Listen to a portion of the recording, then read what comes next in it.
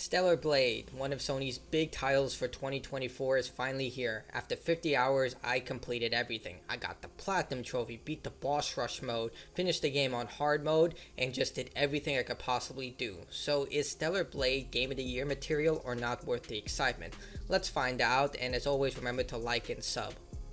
Players take control of Eve, a warrior part of the 7th Airborne Squad attempting to liberate Earth from monsters called Naytibas that drove humanity from the planet. The operation is led by a powerful AI named Mothersphere, seeking to use whatever means to secure Earth for humanity. The operation is a huge failure, with everyone killed except for Eve, who is saved by her ally Taki, taking a fatal blow from a powerful Naytiba, and a scavenger named Adam who saves her from a similar fate.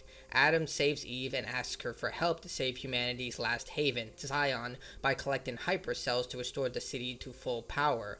This will revive the thousands of humans in stasis and help Eve locate the leader of the Naytibas, the Elder Naytiba.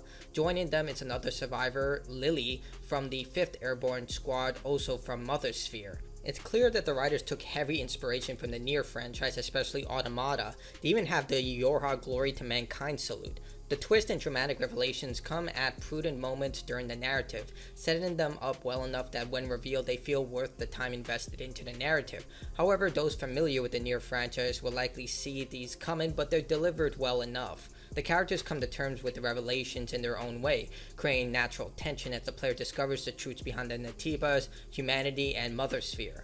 The optional collectibles help build the world up with a combination of dead bodies holding memory sticks and other related materials. The memory sticks play a huge role in the game's narrative, as it allows those who passed on to live on, with the game having a phrase complemented this called "May Your Memories Live On," showcasing that these collectibles are not just for show, but part of the overall lore of the world. And they're not boring. Fitting, they provide prudent information for those within the areas and their mental state during their final moments. This can include heartbreaking moments of people conveying how they missed their loved ones, wish they had more time, past regrets, losing hope of the situation they're in, or even going mad entirely.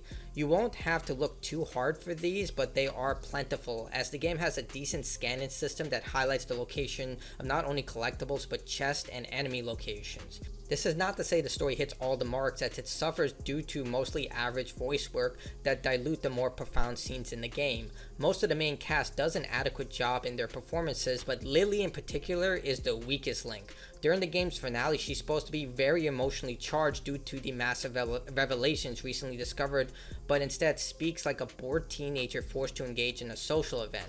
This is not to say all the voice work is average. Raven, Anya, and Man all give strangely good performances in comparison to the main cast. The ending, which includes a good, bad, and true ending, teases a sequel and does it tastefully, providing equal parts anticipation for what's to come and delivering a solid conclusion to this adventure. However, I did wish the game included multiple save slots in case you want to start a fresh save file instead of going to New Game Plus, but for some reason we live in a world where having such things are impossible. Guess they really want to push the PlayStation Plus subscription so you can have 2 save slots by saving one to the cloud. Regardless, if you want to see the other endings, you're going to have to replay the entire game, and it's just, why don't we have multiple save slots in modern games? I don't really understand this choice. Stellarblade is a beautiful game. The character models for Eve and the rest of the cast are exceptionally high quality. This includes the game's overall environmental design and enemy models. Boss fights carry that AAA quality with detail and unique models, making all the huge fights into cinematic affairs. Most importantly, the game never crashed, and with the AAA market the way it is, I expected at least 1 or 2 hard crashes. The game never crashed on me for the 50 hours I engaged with it. What really shocked me was the incredible detail of the skybox. Usually developers will cut costs from the outside areas, seeing many players rarely look out at these areas. But here, the developers did not slack on creating captivating designs to make the world feel large. This extends to the character designs, with each model being intricately designed. This is truly a beautiful game that matches the desperation of a dying world on the brink of collapse. Despite the high quality detailed environments, the game does have its fair share of invisible walls and pits to fall into. Sometimes you'll need to fight an enemy because the developers decide to just place a wall preventing you from leaving that area, or attempt to bypass an entire section entirely, and then you'll just hit an invisible wall like that. It's not frequent enough to become an issue, but it's definitely notable. Regardless, this is an absolutely beautifully designed game with particle effects, great shadows, incredible environments. It's absolutely exceptional, and the animators and concept designers just did an exceptional job with it. Stellarblade is an action-adventure Souls-like that focuses on direct combat, light platforming, and third-person shooting. The game features a traditional leveling system with Eve earning experience to upgrade her baseline abilities and special options, but no optional weaponry. You only get one blade that you can upgrade by collecting cores earned from defeating bosses. The core of the game is combat and focuses on parrying. Eve can perform light and heavy strikes, guard, and parry while guarding at the exact time of being struck. Eventually, Eve gains access to numerous powerful abilities called beta and burst attacks. There are 4 of each that provide different options and are linked to 2 separate meters. Beta attacks are more focused on dealing damage, and burst focuses on knocking enemies off balance. Using these efficiently is the key to overwhelming and defeating your enemies, but it's never a requirement. You can essentially beat the entire game using the baseline skills without ever using beta or burst abilities. The combat is very fast paced, especially the final set of bosses. In fact, there are 2 bosses that serve as tutorials to simply train you in improving your parrying and blocking skills. Enemies have 3 meters, which include health, shielding, and balance. Health is self-explanatory. Shielding reduces damage until depleted, then the enemy takes 100% of the damage received, and balance is basically a parry meter. Every time Eve parries an enemy, they lose 1 point of balance, with perfect parry stopping the combo from completing and slightly stunning the enemy. If Eve depletes all the enemy's balance points, they are stunned and open to 1 cinematic attack. Eve doesn't have a balance meter, but does include a shield which is rechargeable on its own and reduces enemy damage when you receive it. Now, not all attacks can be parried and sometimes require dodging. These are highlighted by a yellow hue. Now, there are 3 types of dodge options. The yellow is the basic, where you just have to dodge at the right time. Blue allows Eve to dodge and flank the enemy from behind for an easy attack, and purple gives Eve the ability to knock the enemy instantly off balance regardless of how many points of balance they have, but it doesn't affect how much balance points they lose. This makes defense just as important as hitting your target, as any combination of attacks or even a single attack can completely drain Eve's shield, knock her down, or deplete her health severely. The developers did include items to aid in combat, such as 3 different types of healing items, a deployable shield, grenades, mines for extra damage, and so on. Selecting these items can be annoying since you have to hold down the D-pad either up or down before a prompt appears, and since healing takes around 1 second to happen, every second does count during combat encounters, especially against bosses, which I swear take advantage of you the second you try to heal. Shooting is another option given to the player, and it's well implemented. Eve gains access to a semi-automatic rifle, shotgun, explosive shells, and a beam that requires charging, and stinger missiles. Eve is given a limited amount of ammo for each weapon and requires Eve to purchase the ammo when they're depleted, with only chests and certain segments where she doesn't have access to her blade providing free ammo. The price is very affordable, even downright cheap, but serves as a way to prevent players from spamming the gun, especially the shotgun and missile launcher, which can deal very heavy damage, especially when upgraded. The only real problem when shooting is changing ammo. You need to hold down R2, which allows you to bring up your gun, and then you need to hold the D-pad down to switch ammo types. This is incredibly annoying to do, especially during combat sections where you have to literally take out your gun in order to swap the ammo, and if you happen to have no ammo in the gun, it doesn't automatically swap to a different ammo type, which is even more annoying. The last combat option available to Eve is during the halfway point of the game, called Tacky. This serves as Eve's limit break that charges based on your combat performance and allows Eve to become immune to damage. Eve also gains access to 4 unique attacks, but I found the damage lacking considering how powerful the mode is supposed to be. I found that my fully upgraded beta skills did a lot more damage and were more reliable than any of the tacky skills. Basically, it was just there in case I was low on health and just needed a quick pick-me-up. As for Eve's upgrades, you can earn skill points to place into various skill trees, providing new combat abilities and increase in survivability. You can reset all your skills using an inexpensive item if you want at any time. Other upgrades come from weapon cores earned from bosses to boost your blade's damage, and memory cores from Eve's fallen comrades that boost health and beta charges.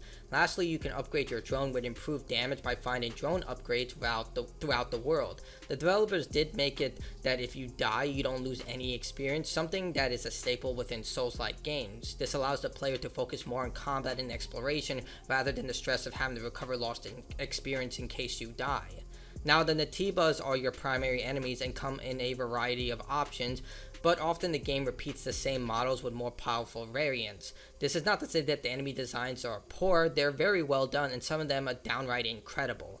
Each enemy offers unique combat patterns and different weaknesses for Eve to take advantage of. You don't have to fight them in open combat, as the game gives Eve the option to stealth kill basic enemies, but only from behind, as they have pretty large field of view, with Eve gaining the ability to chain an attack to stealth kill multiple enemies and even reduce their field of view. More powerful bosses will include multiple phases, and if you're really struggling, the game does include WB pumps, which serve as an extra life that revives Eve in the middle of combat encounters, but not platforming sections, but only with full health. You don't gain back your healing items or any type of beta charge fill. If you're truly struggling, the game does offer a story mode with assisted options. This provides a larger window to dodge and parry, even showing a prompt for the action, but only for a limited number of actions. It doesn't do it for every single attack. If you're looking for a challenge, hard mode is available, and New Game Plus, which adds new challenges such as making enemies tougher and adding more cosmetics to unlock if you're looking for more items to look for. You can change the difficulty at any time, but it resets you to the last checkpoint. Thankfully, the game does include checkpoints in certain locations, so if you die by falling into a pit, the game will just reset you to the beginning of that platforming section. Stellarblade is separated into multiple regions, one of which is optional and only available after fully bonding with Lily. There are 2 open maps, and the others are a combination of linear and semi-open. The 2 open areas are the Wasteland and the Great Desert. Both offer the same presentation of a dried up land, with only Naytibas roaming.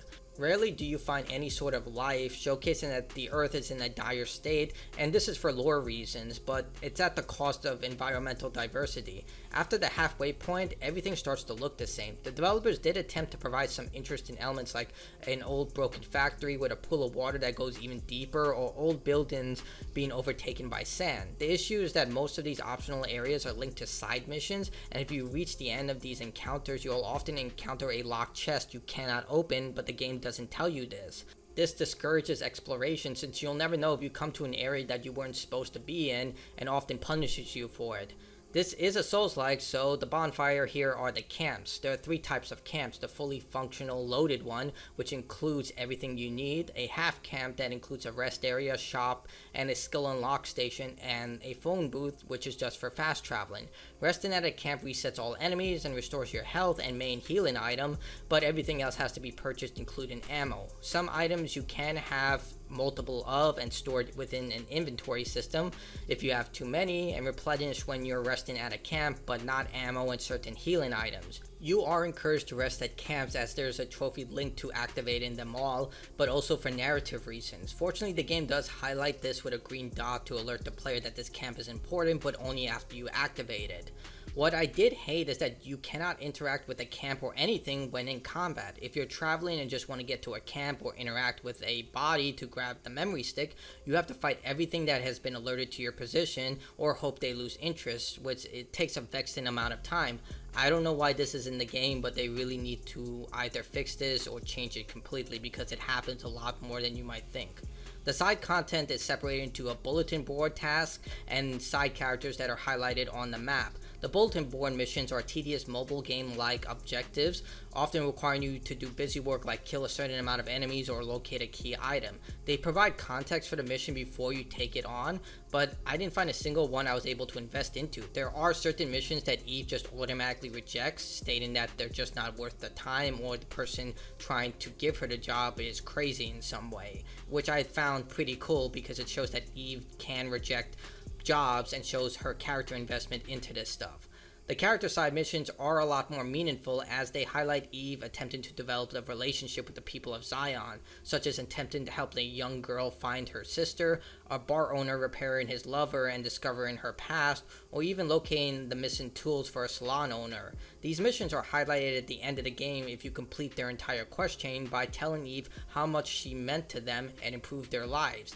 These side missions did share gameplay elements from the bulletin board tasks, but because you were interacting with an actual person and seeing them better off thanks to Eve's help, even hearing the change in their voice and how they speak to Eve makes them that more profound, feeling like you were part of Zion and improved everyone's lives for the better. What is fantastic is the developers included an option to return to the client once completing the mission, which is just incredible, being that objectives take you around the entire map of Stellarblade, but there are certain missions that don't do this, such as killing a certain number of enemies, which I found really dreadful because these were usually in areas where you had to go really deep, far from any type of fast travel system.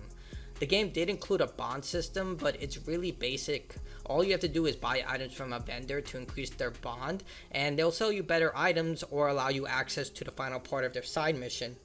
You'll need to increase their bond to sometimes to unlock other things, but for the most part it's just for vendor purposes. The only exception for this is Lily, who has a hidden bond system and is necessary to unlock the game's true ending. The thing is, the game doesn't tell you this, but it does show you, and it doesn't manually track it, so all you have to go on is basically other people's commentary of how to unlock this. I do have a video on that if you need help on it. Platforming is one of Stellarblade's weakest elements. It's not downright terrible, but needs significant improvement if they plan to continue this franchise. The double jump doesn't give you enough control when platforming precision jumps, but is good enough when jumping in a line. As for running, the developers decide to make this questionable decision of only allowing Eve to run at top speed after running for a few seconds, similar to Final Fantasy XVI, and it's only available in the two open areas, the Wasteland and the Great Desert. And even more questionable is that if Eve enters combat while running at maximum speed, she'll return to her original gait, which is far slower. This is horrible as fast travel is limited to only exact camps, and there's no way to return to a camp if you wish to fast travel very quickly. Other Souls-like games usually give you an option to return to a camp in exchange for a penalty, but here that's not present, and it's really annoying. I would talk about swimming, but it's swimming. It works well enough and it isn't that great. There's no combat in the water and it's easy to get caught into the environment, so it's not that great. It definitely needs more work. There is wall running, which I thought was actually pretty well implemented. It's there purely for platforming purposes. You don't really have to combine that with sneak attacks or engage with combat, but it's definitely there, and you can see the developers are trying different things. There's also a type of slide-in minigame that happens about 2 times, 1 time within the main story and 2 times if you decide to take on the side content, and it's pretty fun. You slide down a giant tube while avoiding obstacles. Eve is fully customizable with 2 exospine options and 4 gear slots for gear. The Exospine serves as a tier upgrade system, with the Exospine having 3 levels to it. The first is unlocked by default, and the other 2 become available after upgrading the spine using resources. Gear cannot be upgraded and only includes 1 benefit, such as increased experience earned, money earned, attack and speed, reduced field of vision for enemies, and so on. There are plenty of options to mold Eve to your own playstyle, and they give you ample reasons to choose different options. Eve also comes with a multitude of cosmetic options. This includes over 50 clothing sets, glasses, hairstyles, and colors, including earrings. Like with the exospines and gears, most outfits require resources that can be found in the environment or purchased from vendors. The dress options are really extensive, and it's hard to not find one that you'll love, but you can't change the outfit's color or mix and match different parts of the outfit. The developers did go the extra mile to ensure that all options play out in the cutscene, so whatever outfit you pick will play out whatever cutscene you are engaged with. If you wish to fight the bosses again, the developers included a boss rush mode with difficulty options. This includes using your own Eve, a powerful version of Eve provided by the developers, or a minimal version of Eve. Players who beat the boss rush mode on normal or hard are given a unique outfit. Now, Stellarblade does have fishing, and if you know me, I'm not a fan of fishing mini games, but here I actually pretty much enjoyed it. It's unlocked halfway through the game and requires Eve to catch at least 20 of the 25 creatures within the world. The minigame is simple and it's only there really for completionists. The main fish guy, Clyde, does provide some rare items and an outfit if you catch all 25 creatures. The other reason is that once you get all 25 creatures, it becomes extremely easy just to purchase rare items from Clyde because they're very expensive from other vendors. But once you get the top tier of leveled fish in, you can easily purchase any powerful item from Clyde with no restriction whatsoever, because the highest level of fish, which is gigantic, gives you so many points that you can literally just purchase everything from him. The last thing most gamers will do is collect all the cans in the game. This is the last collectible. These are beverage containers hidden throughout the game and offer bonuses for gathering them all. You do get a drone upgrade that gives you a general idea of where they're located, but most of us will just use the guide. They're nothing special, and some of them are hidden in areas you can only visit once, so if you miss out on them, you're going to have to play through the entire game again, and it can be a chore to collect this. I really wish if developers included mandatory collectibles, they would only put them in areas you can revisit, because it becomes incredibly annoying that you have to go through the entire game in order to get to the end area just to get a few cans. The cans are well designed and have some funny quips to them, but you know, they're there. I'm not really sure why the developers included this, and I'm not sure if these are real drinks, but you know, they're there. Many of the gameplay systems outside of combat don't hold up as strongly, but they never felt outright boring, even the can collecting. Despite the fact that I hate fishing and collecting tedious items, I found them actually pretty common to do and fun at times. The combat remains the key focus of the game's entertainment, and coupled with some incredible boss fights, put Stellarblade as one of the best games of the year, and I definitely had an incredible thrill just re-engaging with the bosses on harder difficulty and just getting that perfect parry down. Now, where Stellarblade is literally a 10 out of 10 is the music. This is an exceptional soundtrack. I've been actively listening to the boss themes in this game for the last month. I literally have no negative words about the musical score of this game. Every piece of music in Stellarblade fits the mood that you're in, from the intense boss fights, traveling the region, or just sitting down at the campsites. Simply put, the soundtrack is exceptional, a 10 out of 10, absolutely no complaints. The composer should get every award for the soundtrack. It is amazing. At its core, Stellarblade is a great sci-fi adventure, and for those who are hungry for a new Nier game, this is definitely something that will satiate that hunger. Or if you played Scarlet Nexus or Astral Chain, it's definitely a game that has a lot of incredible elements to it and shows that Shift Up has a lot of talent behind it to go beyond mobile games and even go even further to develop this into a franchise. It has a lot of great foundations for something incredible. They need to focus more on missions that develop the personal connection between Eve and the people if they decide to continue with Eve or some other character. Focus more on those personal connections, because that's where the highlight of Stellarblade comes from. The combat is absolutely brilliant and the musical score is exceptional, and they should also focus less on the tedious busy work found in the bulletin board, or try and engage the bulletin board with the personal connections of actual people. Regardless, Stellarblade excels in what it delivers: strong combat, a solid science fiction story, and an exceptional combat system that I absolutely loved. It's one of the best games of 2024, and if you have a PlayStation 5, you definitely should give it a try. There's a demo out, play it for yourself, and I'm telling you, you'll love this game. Eve! Get out of here! Taki!